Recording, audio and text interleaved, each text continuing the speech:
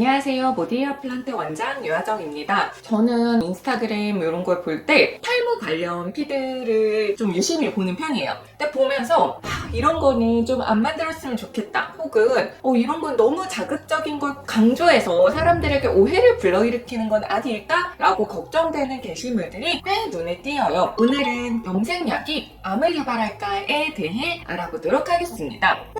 제가 본 카드 뉴스는 이거예요. 미국 국립보건원이 염색제, 매직 스트레이트 파마 같은 것들이 여성의 유방암 위험성을 높일 수 있다라고 경고했다라는 내용이에요. 그런데 영구 염색을 하는 여성은 유방암 위험이 9%가 증가하고 흑인 여성은 60%가 증가했다. 이것만 보면 유방암에 걸린다는 거야 뭐야? 걱정이 들죠. 이런 식으로 카드 뉴스에 압축을 하고 자극적으로 편집함으로써 사람들에게 오해를 불러일으키는 내용이다. 그래서 일단은 이 카드 뉴스의 근거가 되는 논문이 어디서 나왔나부터 한번 찾아볼게요.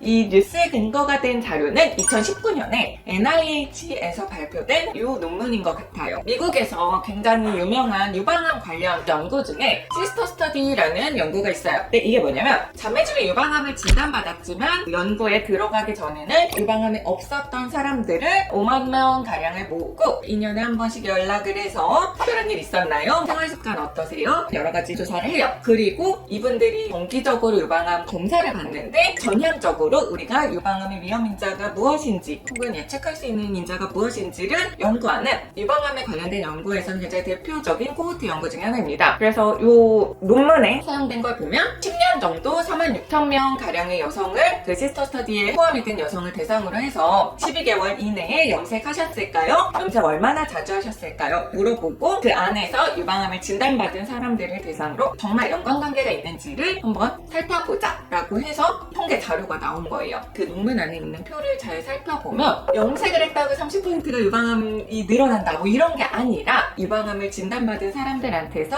염색이나 매직 스트레이트너를 한 사람들이 인과관계가 조금 더 높게 표시가 됐다라는 그런 뜻입니다. 그러니까 30% 위험성을 높인다 이건 잘못된 해석이에요. 그리고 가장 중요한 것은 인과관계와 상관관계는 다릅니다. 우리가 사실 암을 진단받았을 때는 조금 더 예민하게 그걸 리콜을 하게 돼요. 염색을 1년 내에 하셨을까요? 얼마나 자주 하셨을까요? 이렇게 얘기를 물어봤을 때는 나 혹시 무슨 문제가 될 만한 일 한 거 없었나? 다른 원인 없었을까요? 좀 더 자세하게 기억을 하게 되죠. 이게 정말 맞냐라는 것은 그대로 받아들이기는 어렵다. 그래서 유방암을 진단받지 않은 그냥 일반 사람들을 대상으로 한 데이터를 참조하는 것이 좋습니다. 좀 더 포괄적인 대상으로 하는 코호트 스터디를 보면 2020년에 발표된 연구 결과가 있는데요. 가족력이 없는 11만 명을 대상으로 36년간 추적 관찰을 했을 때 일상적인 빈도의 파마 시술이 고형암의 발병률을 높이지 않는다라고 조사가 됐습니다. 사실 염색제 자체가 자극적인 화합물을 가지고 있기 때문에 유방암뿐만이 아니라 자궁암, 혈액암, 림프종, 피부암, 방광암 등 여러 암에 연관이 있을 수 있다라는 주장은 꾸준히 제시되어 왔고 다만 여러 연구 결과에서 통계적으로 유의미한 결과를 내고 있지는 않아서 아직은 논란이 좀 있는 영역입니다.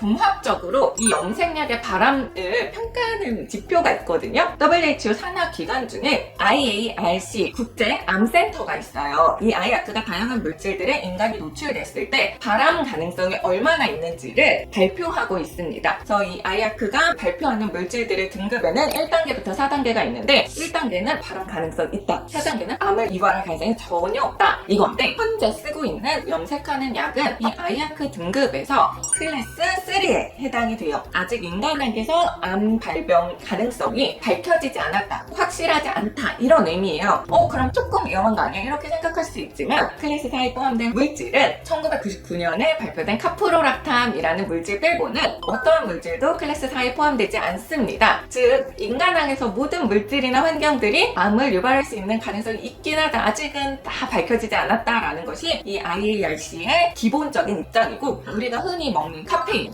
혹은 녹차 추출물 이런 것도 클래스 3에 포함되어 있고요. 심지어 우리가 건강에 좋을 거라고 기대하면서 사 먹는 글루코사민, 글루타민, 멜라토닌 이런 것도 포함되어 있습니다. 사실 클래스 3에 거의 대부분의 화합물이 포함되어 있어요. 이 아이아크가 지금까지 한 1000개 정도의 물질을 다 클래스를 밝혀졌는데 제일 많이 포함된 것들이 클래스 3에 해당합니다. 그런데 일상적인 빈도의 염색 시술은 3에 해당이 되지만 미용사처럼 직업적인 영상량 노출은 클래스 2A에 해당이 됩니다. 2A는 사람에게서 암을 발생할 가능성이 꽤 있다라는 수준의 등급이에요. 그래서 직업적으로 염색약에 노출되는 사람들은 아무래도 노출 빈도가 높고 장갑을 끼고 시술을 하기 때문에 피부를 통해 흡수되는 것보다는 분진들 혹은 이 방향성 화합물들이 호흡기 점막을 통해서 흡수될 거다라고 우리가 예상을 하고 있어요. 직업적으로 염색을 하시는 분들한테는 이게 바람원이 될 수 있다라는 것이 종합적인 의견이고, 미용 목적으로 가끔 염색하는 것은 바람성이 크게 밝혀지지 않았다라는 것이 아직까지는 현대의학에서 주장하는 결론입니다. 제가 봤을 때는 크게 걱정하실 거는 없는데 가족력이 있는 분들은 염색을 좀 자제하시는 거를 추천을 드리고요. 일반적인 빈도의 염색에 너무 스트레스를 받으시는 거는 현명하진 않아요.